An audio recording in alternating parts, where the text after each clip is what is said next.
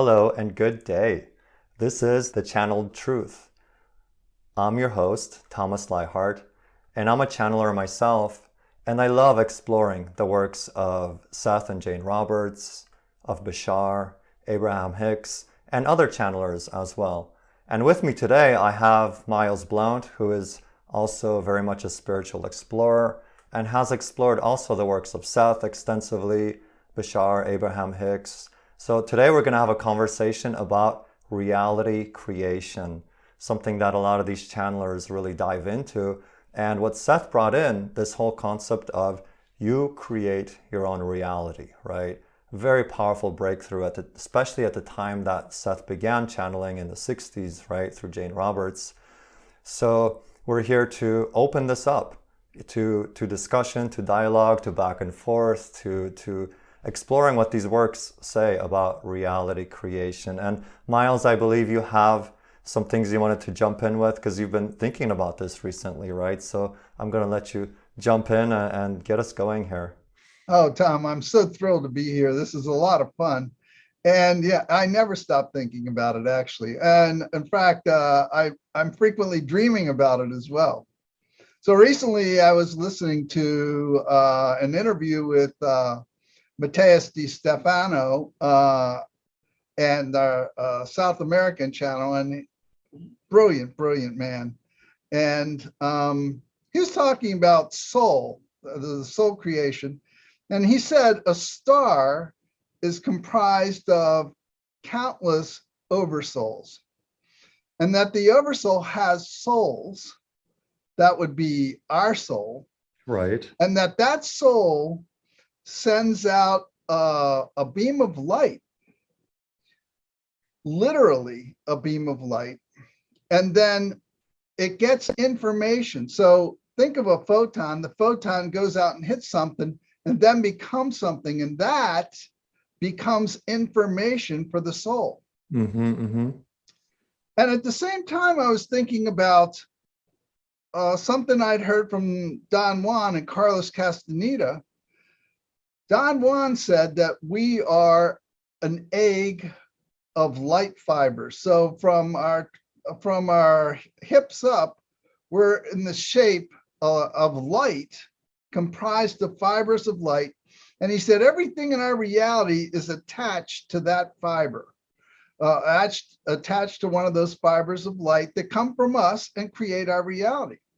Seth further explained that when our all that isness, the river of energy that constantly flows through us and never stops, flows through us, first it's going to go through the filters of our beliefs, Yeah, the which belief are structure. energy gestalts. And after it goes through that filter, it then gets projected out from us through our senses into physical reality. And I've heard a number of channelers say that our lives are like an instant to them. And I had a hard time fathoming, how is my life an instant when it seems to be a continuity, when it seems to be sequential? Then it's hard to leave the official line of consciousness. And as I contemplated these things, I started to grasp that who we are is like a beam of light that comes and is instantly translated. Now, Seth explained that this reality is created countless times a second. How many? I've asked that. And Seth, I said, is millions of times a second a metaphor? And he said, yes. And then he said, Planck's constant. Well, that's a trillion times a second. And this is exactly what Bashar talks about, that the frame rate, so to speak, of physical reality is actually at the Planck's constant, right? So it's click, click, click, click, click, click, click through frames of reality. Yeah, 60 trillion times a second. That's our lifespan.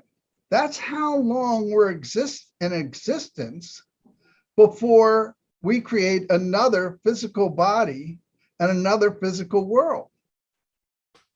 That's very powerful, because in each moment you recreate your whole entire reality, right? And in each moment you're choosing which belief filters you're passing your energy through, right? And so each moment you have the capacity for profound change, right? We get locked into this idea of continuity. Oh, everything is the same, everything changes slowly, I have to put in X amount of work, there's got to be process.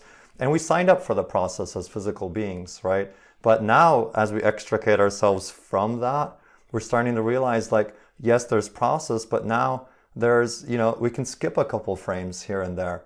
And we're starting to see slippage in the continuity, which is super, super exciting. So yeah, there's a lot of parallel, what you're saying, what I'm hearing Bashar talk about as well, what I receive in my own channelings as well, right? So that's awesome. Yeah.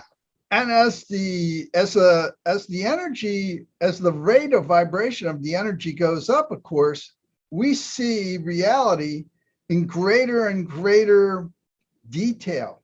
But it's not exactly, it can be physical detail, but it's also bleed through from the other dimensions. Yes. It's bleed through from our alternate lives, from our counterpart lives, from our probable lives. So since let me just jump in here, right? Because here's how I kind of, as you're describing this, I'm getting this visual of, let's say, physical reality is 30 frames a second, right? And so every second you have 30 frames. And this is a metaphor, of course, right? But we're increasing our frequency, right? And as we increase our frequency, we can actually perceive more frames. So we start seeing frames from other lives and other dimensions slipping in. And it's like, you know what I'm saying? It's like keep increasing frequency, you keep seeing that there's more and more frames and more data is available, right? That's incredible. Well, about 3 years ago, I started to encounter this phenomena where when I would close my eyes, I would be in a different reality. Mm-hmm. And that's continued to this day. And it, if I'm sitting at the couch and I start to go to sleep, nod off, as soon as my head goes down, I wake up and I realize I'm in another reality. Wow. Very, very real.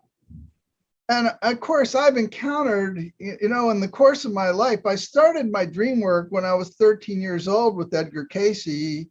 He talked about how you work with your dreams, and I just took to it like a fish to water. So I've done over 15,000 dreams, and I've encountered, I can't even count the number of lives, my alternate lives. Many lives as a warrior, many lives as a scribe, in Ireland, in Egypt as a medical scribe, in Ireland as a religious scribe, and in France just copying, manuscripts. Books. Yeah, manuscripts. Right. I've had a number of those too. Yeah, and they're like they're a group. They're woven together. Like I have this passion for pens and pencils, and I have a ridiculous number of pens and pencils. I mean, and I'm always really scrupulous about them. If I have two pens if I have two pens or pencils, when I put them on the desk, I line them up together. It's just. What's incredible is like these seemingly like strange little incongruities we have, or quirks, shall we say, right? When you start opening up your consciousness, you start realizing, you know what, this is tapped in, this is from a parallel life that I'm re-experiencing, right? And so I keep doing this kind of quirky thing, and then you realize, oh my God, if I follow this through, it opens up to a whole level of consciousness, and I can see, oh, this is coming from this life and that life. Yes. Yeah. Yes. Yeah. And, and Seth explains it. He said, as we continue on our journey, continue on our life, if we never did anything during the course of our life, our energy rises.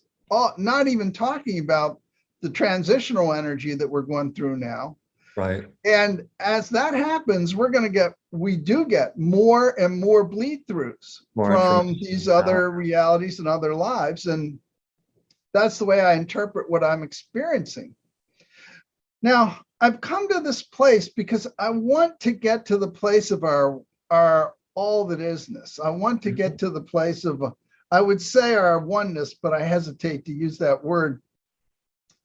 Even though the first dimension is the dimension of unity, it's not, it's all that is being all that is.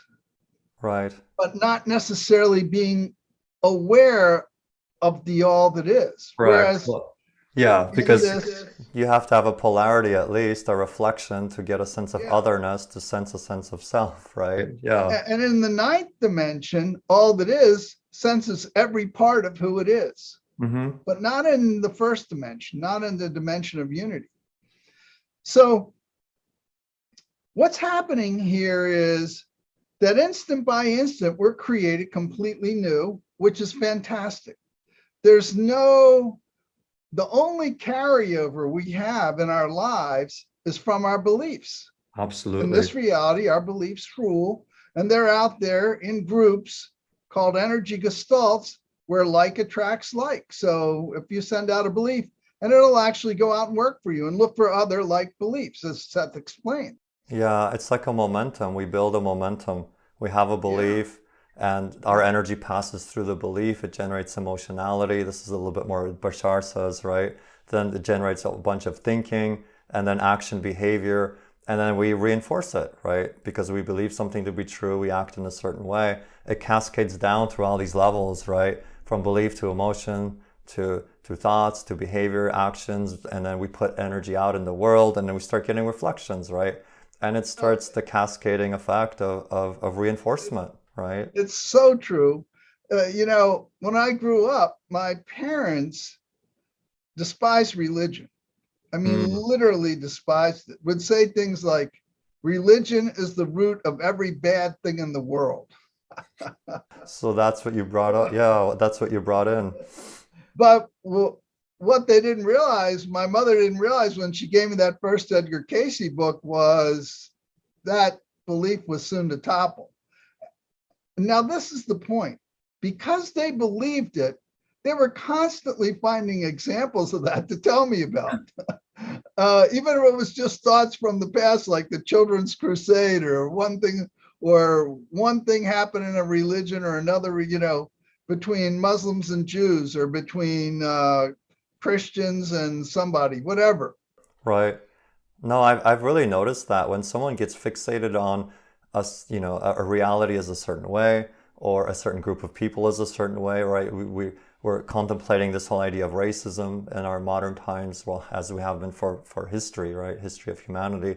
But it's like we decide something is a certain way, and then all of a sudden reality just keeps serving us examples of like, oh, here's a confirmation of your belief. Oh, here's a confirmation of your belief. Oh, here's a confirmation. And same for ourselves, right? We say, oh, I am unworthy, right? If that's a core belief. Well, here's an example of that. Oh, here's another example of that. Oh, here. And you know what's really amazing is the universe is always supporting you through all of this, right?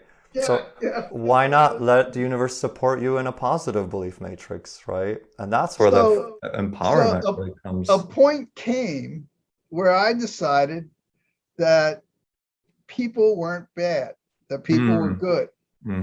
That's powerful. When I drove my stake in the ground for that. And I was completely astounded that they immediately started to show up as good in my life. And of course, I extended that eventually to religion as well. And so, as you said, and as Abraham eloquently said countless times, whatever you believe, the universe is going to send you an endless stream of confirmation. So absolutely. That puts the ball in our court. Yes. We have a new state, a clean slate every instant. Every moment. So all we have to do is take control, take our eyes off what is and put them on what do we want. Now that's the challenge. Do you have the courage to ask yourself, what do you want? Because what if you want is not what is? Well, that's the paradox here. You have to make peace with what is, and then put out the energy of what you want, but then also then surrender it completely and be at peace with what is and trust the process as it unfolds, right? Because sometimes the universe wants to reveal to us the negative beliefs that we're harboring that are unconscious, right? And so you put out the energy, oh, I really want this, I really want this. And then the universe is like, well, you want this, but we got to clear this out first. So here's some examples of what you really are holding on to, right? So let's work through that, right? Here's your curriculum, right? Yeah, it's endless. The right. question is, how are you going to look at that? Are you going to look at Exactly. that as a challenge? Are you going to look at that as a burden? Or, oh, I don't know if I want to keep changing. Or are you going to look at that as a golden opportunity for expansion? Because the universe, with pinpoint accuracy, will put you exactly at the belief that you need to change in order to get what you want. The universe has no agenda for us. We're all that is on the leading edge. We're the ones that determine where we're going, what we want, and the universe delivers it. So if we take the time and drive our stake in the ground for whatever it is we want, then that's the track we're going to get on. Yeah, no, it's a powerful process. And the universe is always reflecting to us. Also, sometimes, are you really sure this is what you want? Is this from your heart, or is this your mind stuff telling you, oh, I'm going to feel better about myself once I have X, Y, and Z, right? And the universe might show you, well, actually you have a belief in unworthiness, right? And you're trying to cover that up by getting this external condition to come in a certain way, right? So we have to just be always super honest with that, because it's not just like, oh, I want a fancy new car or a new relationship. It's the universe will be like, okay, you want that, but what you truly want is value, self-value. So let me show you that, oh, you have a couple negative beliefs here in unworthiness. Let's work through that, right? So again, it's like engaging that curriculum and not being like, oh, I'm not getting what I want. This confirms how unworthy I am, right? Because that's what often happens, right? And in beginning stages of spiritual practice, you stumble. This is the stumbling point I see. That was in myself, in my students as well, right? It's just like this, like, oh man, I can't get a break, right? But like what you're saying is we use that as an opportunity to really get clear on what we truly do want and what we're truly holding on to as beliefs, right? And as soon as we change that belief, we've changed the structure of our energy gestalt. Sometimes we'll completely dismantle it, and then we'll flow quite a bit more energy and be a much more powerful creator. One of my favorites for undoing some of this is what Bashar often brings in. What would I have to believe is true about myself in this situation to feel this way, think this way, act this way, or to find myself in this reality, right? Using it as a feedback mirror. It's like, okay, I'm in this reality. What would I have to believe is true in order to find myself in this particular reality? Because like you said, it's pinpoint accurate, right? There are no accidents, and you're just in the flow, right? And you're flowing, and if you label it as a blockage, well, you got a blockage. If you label it as a creative challenge and curriculum to reveal more of your energy to you so you can unlock and let go of that negative belief, and even more energy will flow through you, right? And that's exciting, right? Even though it's so exciting, yeah. Right. Even though in front of you is an apparent limitation, you're like, man, if I undo this, what's going to happen next, right? And that's a whole different approach than being like, oh man, I'm blocked, I'm stuck, right? You know what I mean? It's just, and before Bashar, Seth said, as a practice, this is one of the practices that he went over. If you find yourself in an uncomfortable situation, ask yourself, what would I have to believe in order to feel this way? And it'll take you there. The universe is really subtle and it has a great sense of humor. In my case, it usually writes it on a 2x4 and hits me in the middle of my head. And I'm going, oh my God, that's what I believe. In these dreams that I have, all these dreams, a lot of people think it's some kind of accomplishment but let me tell you what my dreams are like. I've had 3 dreams out of all those dreams that said you're doing a good job. It's the other 14,997 were, this is a place you've got a problem and you need to look at it and you need to change it. So virtually 2 or 3 times a night, I'll have a dream that's telling me something to change. And I remember, I'm 75 now. I remember when I was around 50, I'm going, man, haven't I handled enough of this stuff that I should be at a place near perfection? or why do they keep coming? But they not only keep coming, but they keep getting bigger too. It's not just little things. It's now bigger belief structures that I've put in place over time. Yeah, the challenge is, that's one thing I'll vouch for is it just, I totally agree. It just keeps coming. And as soon as you make peace with that, because in truth, if it stopped coming, we'd be bored, right? We'd be bored out of our mind, right? Yeah. And so that's the idea, is we want to discover. We're here to discover more of ourselves and more of ourselves and more of ourselves, right? And it's infinite, right? And the paradox is, well, if you get to the level of all that is, and you perceive, as you mentioned it, right, as the ninth dimension, where you perceive everything, and and then you wonder, right, is that the end, right? Well, at that point, you're not even in the matrix of time, right? You're in timelessness. But there's a sense of infinity, right? And there's a lot of paradox in that infinity, but it is exciting. And I think when you're really stuck in third density, it can feel like overwhelming, right? Oh my God, I'm never going to get there. I'm never going to get out of this heaviness, this density, this prison, right? And then it feels like you're slogging through it. And then you start raising the frequency a little bit and a little bit and a little bit. And you start realizing, oh, every time I unlock one of these belief clusters, more energy shows up. I raise in frequency. And then you go through this period of like, oh man, it's like, it's great when it's good. And then I have these periods where, oh, I'm feeling down and depressed, right? But as you work through that, you realize like, you know what? Those down periods are opportunities. And then you start shortening that gap where you're caught in the negative matrix, right? And you start realizing the challenges are, it's all about growth and it's exciting. And when you take a dip into a negative belief cluster, it is an opportunity for more light and more love and more transformation. And then you embrace it, and then it's just becomes so juicy, right? Both the ups and downs in life, right? So, well, you triggered me so many ways there that they all sort of evaporated over the course of that. I get it. Like the points, like, oh, I want to tap into this. I want to tap into that. Exactly. Right? So I think of the way of the warrior. It's not with not some military way. Not power over, but power from within, right? Power from within. And where does that power come from? From our ability to use our mind. Yeah. And how do we know when we're off track? Well, our feelings are a perfect lighthouse for us. And when we're off track, we won't feel good. And when we're not feeling good, that's when you can ask yourself the question. In fact, that's the perfect time when you're in the middle of whatever it is that you're experiencing to ask yourself, what would I have to believe in order to feel this way?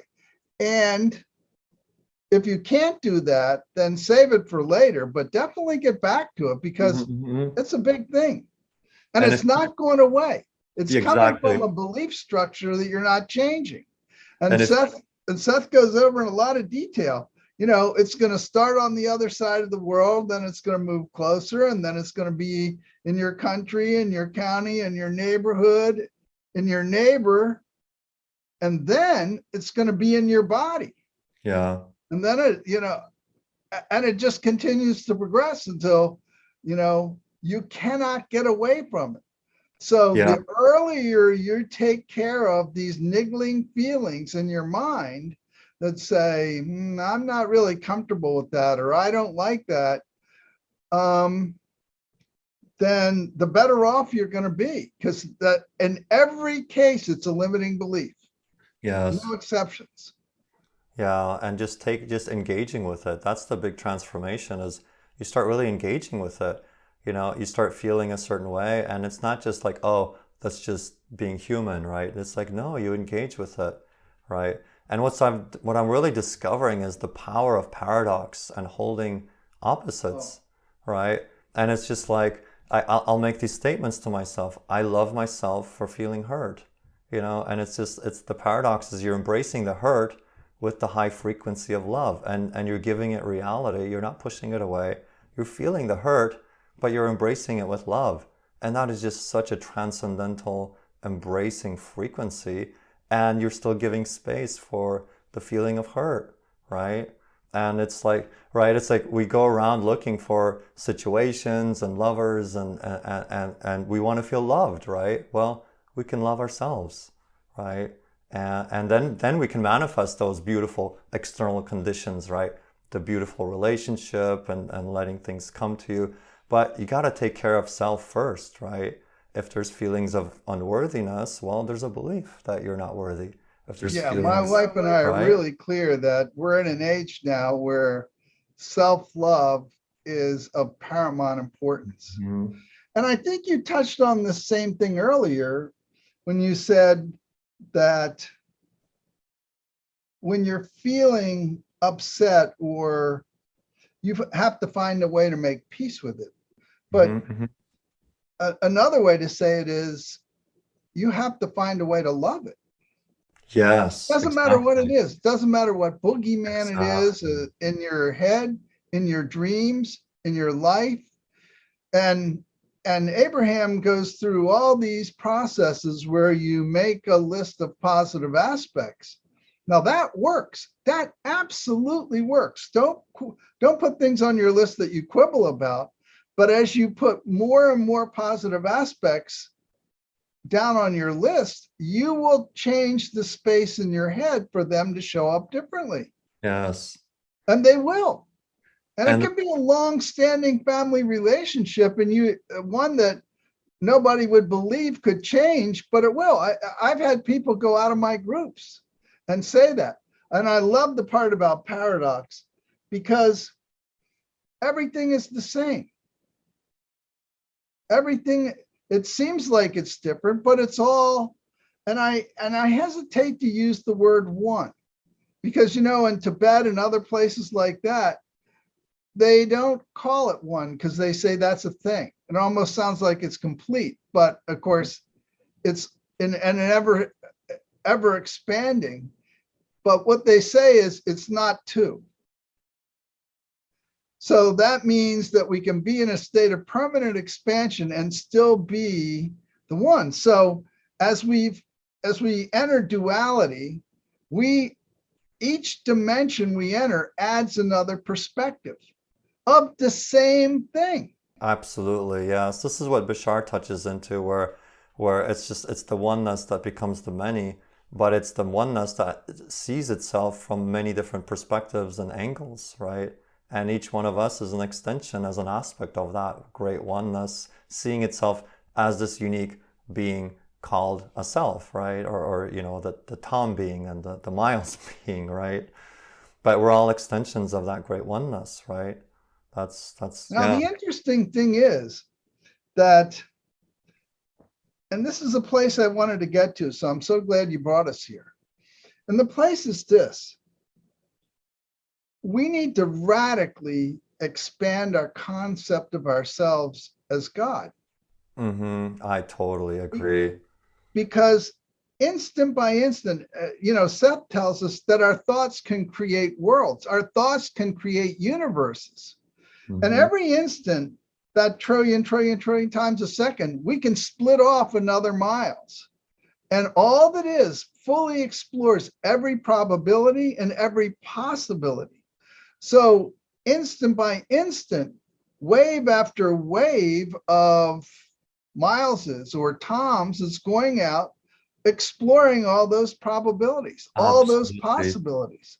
So Yeah. we are breathtakingly powerful, even now in our moment. Now, as we strip away reality and put ourselves in our now moment and feel the joy, because that's what's there. What's there? Infinite love. But what is love? Seth says love is joy and freedom. And That's if somebody's telling you what you're experiencing is not joy and freedom, hey, ding, ding, ding. This is not love, Oh, you're my son and you should do this for me, or we've worked together forever, and no. obligation, Just expectation. we've got a litmus test here. Is it joy and freedom? Because if it's not, this is something we need to look at. Why am I doing this?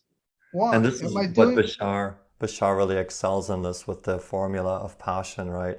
Act on your passion to the best of your ability with no insistence on the outcome and stay in a positive state no matter what happens, whether it's positive or negative or what you prefer or don't prefer. That really sums it all up, right? It's just like passion is the flowing of our soul energy through ourselves, right? And we experience it as exuberance, freedom, joy, passion, love, creativity, right? That's what we want to be tapping into. And that's the communication of our soul, our higher mind, through the physical body. The physical body translates the soul's energy as passion, joy, love, creativity. And that's what we want to be tapping into.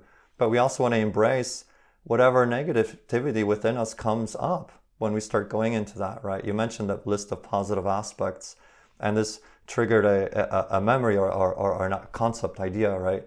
Where we amp up all this positive, pure positive energy, and then all of a sudden we get hit like, oh, something negative inside us, right? Well, that the medicine's working, right? It's revealing to you that, oh, you want to raise your frequency? Okay, well, at this level of frequency, you've got this negative belief you got to deal with, right? And you have to unlock that. If you want to keep raising, it's like you have to untether yourself, right? And it's like you rise, and a snag, right? Oh, wait, I'm tethered. Wait, what am I tethered to? Like, oh, there's a negative belief down there. Oh, let's work with that, right? Instead of like, oh, this proves I can't do it or I'm not worthy, right? No, it's like it's working, right? And this is where, I've done Abraham-Hicks for a while, right? And it was like moving into positive energy. They're great for that, right? But then Yeah. Bashar is so good at like, well, when you find that tether, like, here's the tool for unsticking yourself from that negative belief, right? Yeah. Yeah, that was beautifully put. I've heard Bashar say those exact words hundreds of times. Yeah, I've done quite a few of his seminars. So now the point is that in this time of transition, we need to be focused on ourselves. And the reason is simple.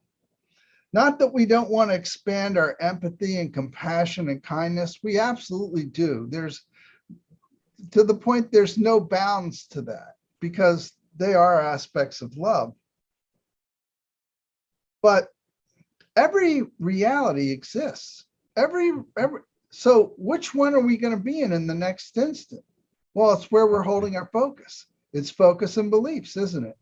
Mm-hmm. So quantum instant by quantum instant, as we hold that belief, the reality is already created, complete. It's fully, all the people are there. You're infinite, I'm infinite.